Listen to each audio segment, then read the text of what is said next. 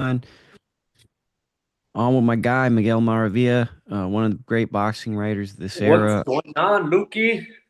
Thank you. Jumping in hot. Love it. You're probably going to be there. Maybe you won't. I didn't ask you. Serhii Bohachuk-Myke Fox. We're breaking it down. What should the fans know? Well, interestingly, Bohachuk, he's been on a tear. Win or lose, he's a tough out, and I just see a victory here on Bohachuk's part. I see him breaking him down. His style is to break you down and eventually take you out. So another Bohachuk victory in the books here. What do you think this fight builds for both guys? Because Mike Fox it's his first fight at 154. He's a tricky competitor. He's been in camp with Gervonta Davis. He's had that fight with Gabriel Maestre that I think most of us believe he should have won, didn't get the victory. And his last loss was to Mean Machine, who's a very good fighter and in many ways is similar to Boachuk.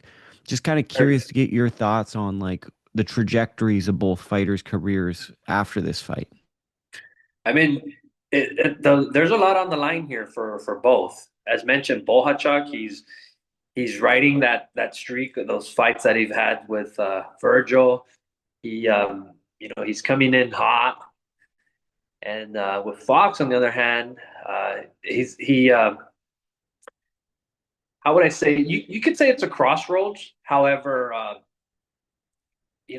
Fox he really has nothing to lose here. I think everything's on the line here for Bohachuk. But I mean, for Fox, it's a big opportunity for him to catapult himself back in the mix.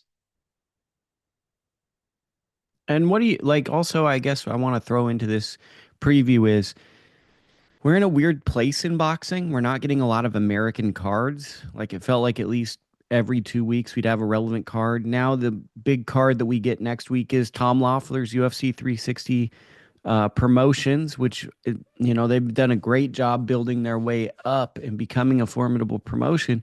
But what do you look at the landscape after that big May fight card? Kind of a much slower rest of the month after this big superstar packed show.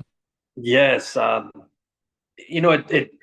it does seem to have died down in terms of the high profile fights here in the US.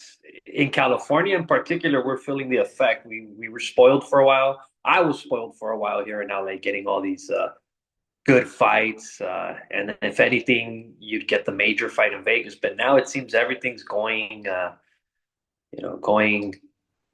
to the Middle East. It's going to other places. Um, in terms of the club show, there's a lot going on. We have a lot of cards. I believe next week, May 17th, you mentioned the 360 cards, but there's also a lot of local cards in the area too. But in terms of the high profile fights, um, it's it's sort of died down. Yes, it has. You have Top Rank, for example.